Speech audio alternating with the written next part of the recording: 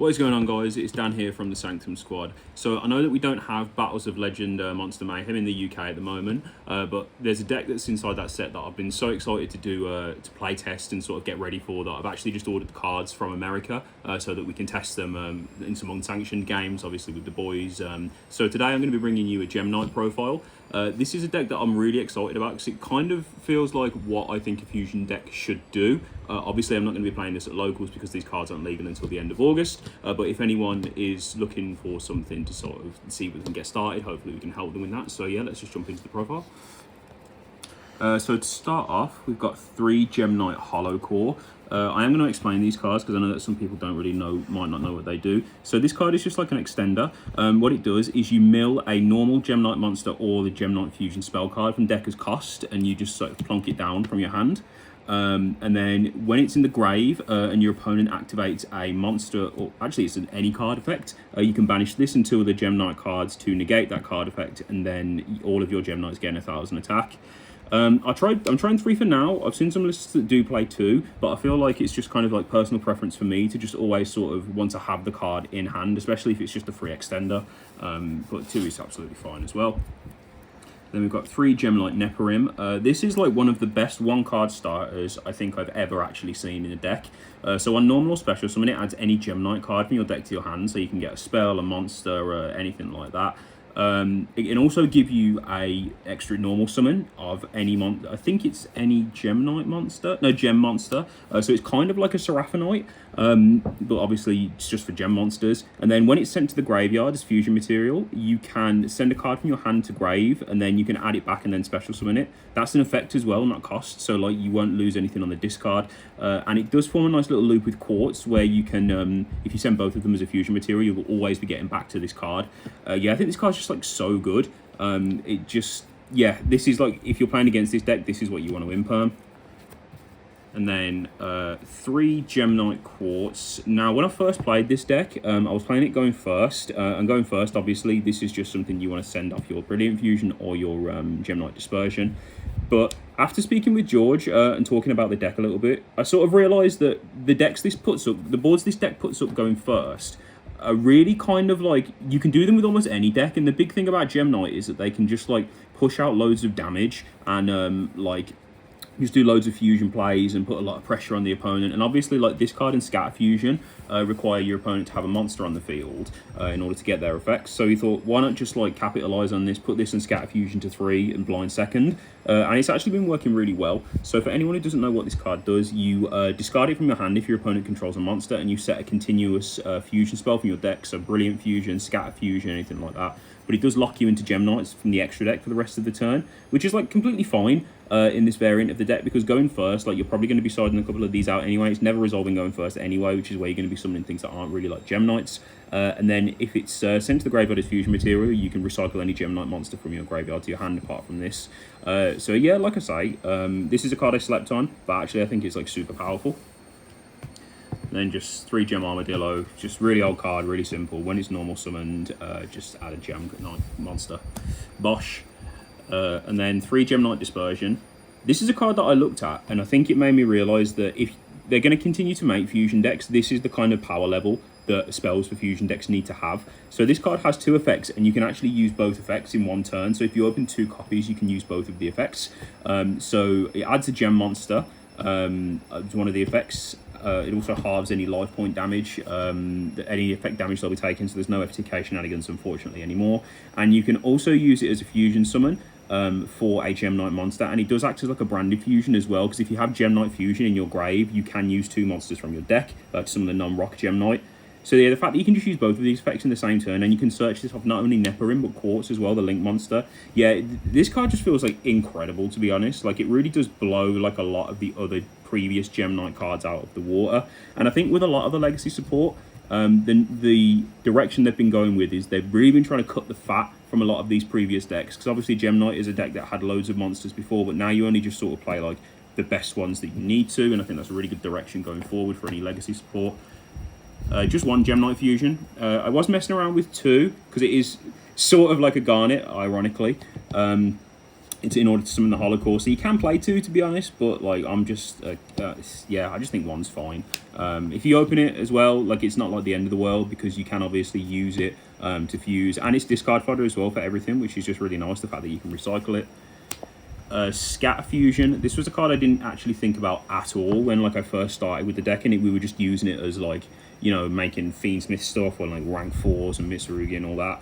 This card's just brilliant fusion, like 4 Gem Knights. You can't summon non-rocks with it or anything, and it does require your opponent to control a monster. So like I say, you can't get into Master Diamond, you can't do any Lapis Lazuli burn shenanigans, unfortunately.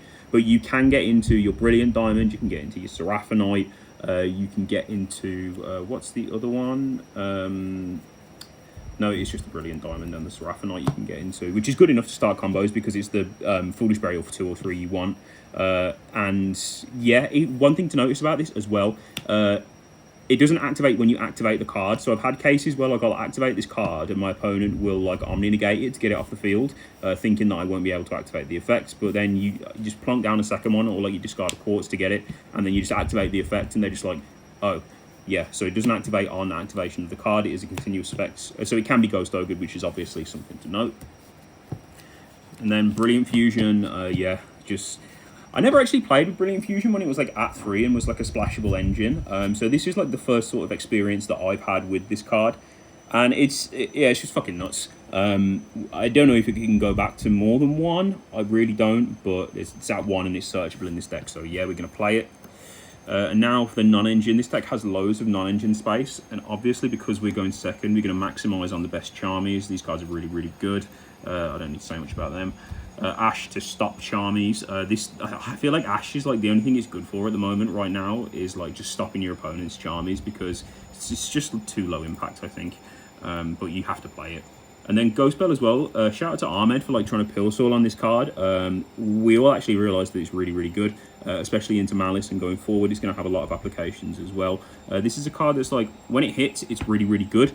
And I didn't want to play things like Veiler as well, because we are playing Imperm, and you just want to have like as many like sort of high, low impact hand traps as possible. Speaking of more high impact hand traps, we've got Droll, and Imperm. We've also got Talents and Cool By, because like Ash does hurt this deck. One thing to note, as I know that a lot of the decks, the variants of this deck, I should say, that have been performing really well are main in Board Breakers, and that is absolutely a direction that you can go with this deck. Board Breakers are completely fine. I just think, for me, I just personally prefer hand traps, but you can play like Super Polys, Ultimate Slayers. Thrust is going to be nuts next format, so you could definitely main Thrust. You could even play Salesman in the main, which is like something I'm siding at the moment. So yeah, these 20 cards are just all personal preference, which is one thing that I do really like in my decks, is just the ability to play loads of non-engine and a lot of one-card starters. This deck kind of reminds me of like what Hero should be, but that's a conversation for another video. So going into the extra deck, we've got your three big guys.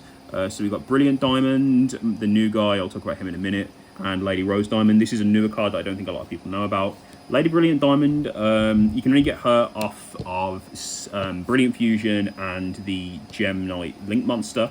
So it comes up like not as much. You use it going first to make Lapis Lazuli, if that's something that you want to do. And also the fact that you can just send any Gem Knight monster you control to the graveyard in order to just free tag out into like any Gem Knight monster is really good. There have been cases like if you need to push the game where you can just make this with Brilliant Fusion, discard a spell to get this back up to 34, and then send one of your smaller Gem Knights to make this and just tag out.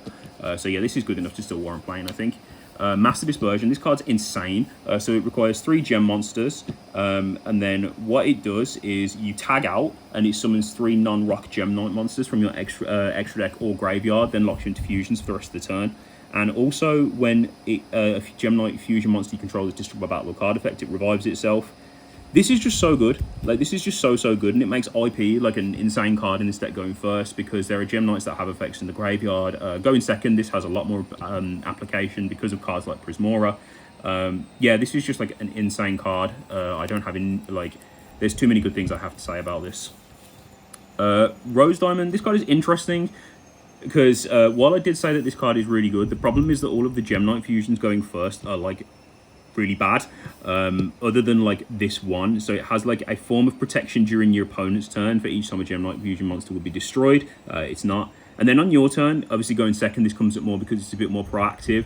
When your opponent activates like a monster effect, you can send a Gem Knight card, banish a Gem Knight card from your graveyard and pop a card they control.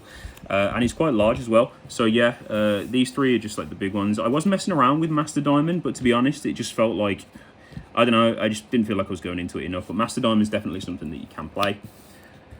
Going into the littler ones, Prismora, Aquamarine, Ruby, Lapis, and Seraphonite. So we'll talk about these ones now, because these are the ones that you're going to be going into along with Lady Rose Diamond off of your dispersion. Prismora just going second, just like popping cards. Aquamarine, if you're going first, you use this with the IP to go into like your SP or whatever, and you can bounce cards your opponent controls, which is good enough application for me to warrant. Ruby is like good for OTKs. But the problem with the non-rock Gem Knight fusions, I think at the moment, is that there's not really a lot of them that are very good, so we're sort of just playing with what we have, really. So Ruby was the best one over Topaz, I found. You could just play a second Seraphonite as well, to be honest, because obviously Seraphonite being the extra normal summon is really, really good. So that's up to personal preference. Lapis Lazuli is just a card that you play just to go into off of your Brilliant Diamonds in sort of like corner cases. There is a variant of this deck that plays Paradise Smasher, which you would have to play the 2 Seraphonite and the Lapis, obviously. But my problem with that combo right now is that you just have to jump through so many hoops to get to it. It just doesn't feel worth it. So I think that's all for the Gem Knight fusions. And then we'll just go into the Gem Knight Link, Phantom Quartz.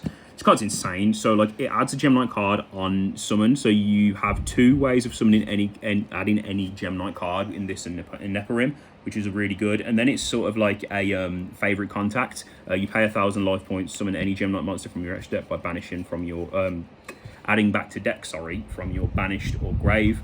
Yeah, it's kind of just nuts. 2 definitely comes up in the pure version. If you're playing it with like Fiendsmith or Miss Rugi or whatever, just 1's fine. Kind of upset that you have to play this card because like Protoss is no fun, but this deck, like I say, doesn't do much going first, and we make 2 level 4s. So yeah, in the event that this does get blasted off the face of the earth on the ban list, you would just play Paradise, like I said. You could also play the Gorgon, the new Link 3. That's not something that I'm playing right now, just because I felt like Protoss was just better. But yeah, that's something to consider as well. Baguska, because some decks just lose to this, and SP and IP just for your generic sort of links that you make going first. Like going first, really, you want to be trying to end on like IP, Baguska, and then like 1 sort of Gem Knight piece of interaction, because like it seems like a small board, but this with a Hollow Core in Grave is actually quite hard for an opponent to play around. So that's it for the extra deck. We'll just go into the side deck quickly. Side deck's up to personal preference, obviously. I always say this. Protoss for like the flag package. Kaiju's, I was talking with Jake about this actually, with the Lunalight deck coming up, like Kaiju's are something that may come back into play because these do have a lot of applications against like just other awkward things as well, like Baguska is obviously really good as well. Just a lot of really sticky boss monsters that it's quite hard to get over, and like people are saying, oh, I just play Underworld. Like realistically, you're not getting to an Underworld like through their interruption, so we just thought why not just slap a big turtle down on there. Lancier, obviously, and Flag. Duster for your back row matchups. I'm trying to sales ban. I do think this card is actually is a bit of a meme, but the thing that I do like about it is that like when you're playing a blind second deck, you don't know sometimes whether your opponent will make you go first or second, and this card is equally good at both, because if you're going first, you just call Droll. If you're going second, you just call like their boss monster and they can't use it. So yeah, this card is really decent. I do think if you're playing the ball breaker version, you can just main it. And yeah, just obviously Judgment. So yeah, that's it for the profile. Like I say, I really like this deck. I'm very excited to play it going forward. Obviously, it's not going to be legal until the end of August, so I'm excited for that. So I'm just really looking forward to just playing this just in some casual games with the kitchen. So yeah, thanks for watching. Don't forget to like, comment, and subscribe.